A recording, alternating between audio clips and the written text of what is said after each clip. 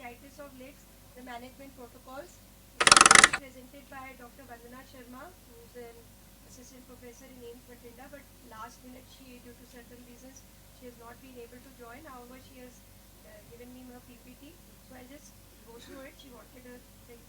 So, necrotizing fasciitis, as you know, it is commonly known as flesh-eating disease, with the characteristics being rapid destruction of tissue, systemic toxicity and gross morbidity and mortality. It was first recognized in 500 BC by Hippocrates.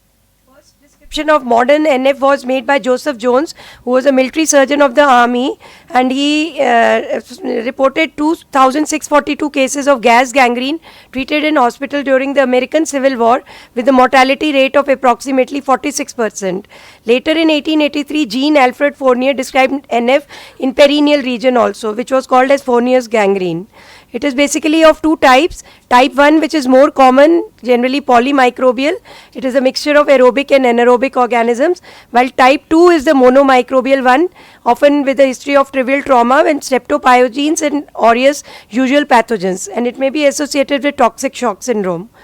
It can be extensive to the extent that acute inflammatory reaction involving the subcutaneous fat and deep penetration into the muscles and deeper tissues can be done, and and it can be needing a little more examination when we find extensive suppuration and tissue necrosis, and overwhelming bacterial colonization can be seen associated with intravascular thrombosis and invasion of vessel walls by microorganisms. Clinical classification can be fulminant, acute or subacute. Fulminant is with a very rapid onset and progression. Severe cases can result in circulatory shock and multi-organ failure also. It can be acute when it involves large areas of skin and progresses over a time period of few days, and subacute when it is insidious, going on for several weeks and involving a localizing area. Early clinical features can be disproportionate pain in the area of injury, flu-like symptoms, patient may feel dehydrated, while late features can be swelling in that area, appearance of blisters and necrotic appearance with bluish white or dark mottled appearance. Critical symptoms when the patient needs ICU care can be when there is a sudden drop in blood pressure, septic shock or loss of consciousness. In ophthalmology, it rarely involves the periocular skin. Less than 60 well-documented case reports over the last 50 years.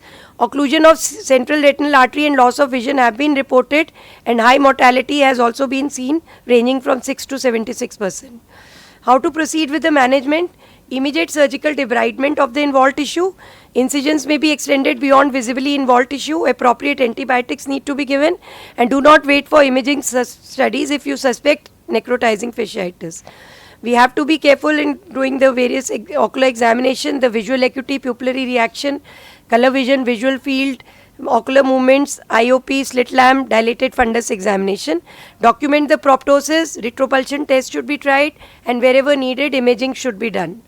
It can also be scored with the help of these L-Renac scoring, it is called, where we do the WBC count, CRP, hemoglobin level, serum sodium, serum creatinine and blood glucose level, and they are summed up, and a total score of more than 6 is highly suggestive of necrotizing fasciitis. Surgical management is early reconstruction of the affected area after complete control of infection, and late correction of the cicatricial ectropion and other ocular surface abnormalities wherever needed. There are no definitive guidelines which you may follow.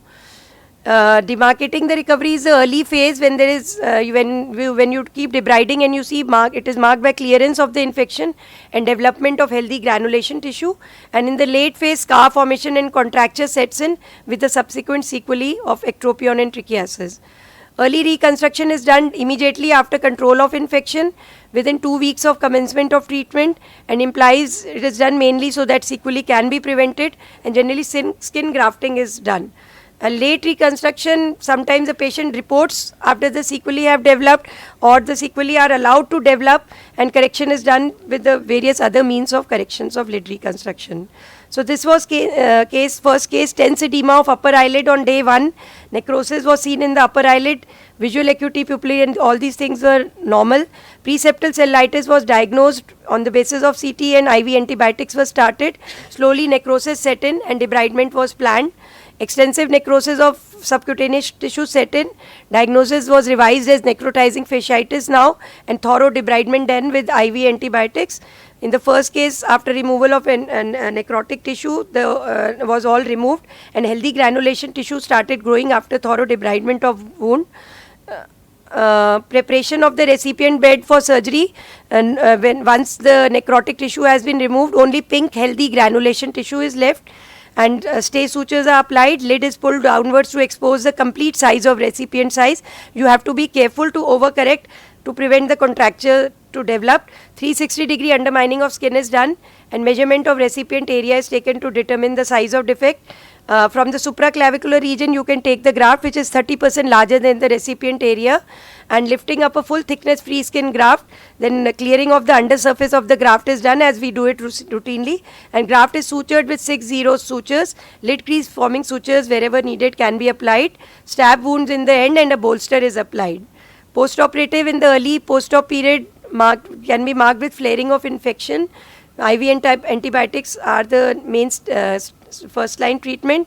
Sutures can be removed after 15 days, and in the late post-op period, once if you think scar has developed, later on once everything has resolved, scar modulation with 5-FU and can be done with at fortnightly interval 3 injections, and later on we can give the skin grafting. So 3 months post-op picture of this patient showing excellent cosmetic result when no lag of thalamus or cicatricial ectropion was there. This was another case in an 18 months old child who presented with history of fall from bed. Bluish discoloration of upper lid skin was developed. After 4 days, the child developed extreme irritability, fever and necrosis, and it was started on IV antibiotics. Debridement of the necrotic tissue was done, and debrided tissue was sent for histopathology, and repeat debridement was done every 2 days. And management of the recipient site similarly was done after with the skin grafting. With donor site was taken from the retroauricular area. Post-operative appearance of this child. This was another 65 years old diabetic female who presented this way. The whole area had to be debrided, and later on this is another case again with the black Ishar formation that can set in such cases, and you have to be, as I said, very patient with dealing of this patient. You may sometimes take 1 to 2 weeks till healthy granulation tissue develops, and you have to keep doing repeated debridements. So the take-home message is that necrotizing fasciitis is a potentially blinding and life-threatening disorder. It needs early diagnosis and prompt management. Ocular involvement calls for early reconstruction of the involved area, and scar modulation in late post-operative period can act as an adjunct for better results. Thank you so much. I thank everyone who is sitting here.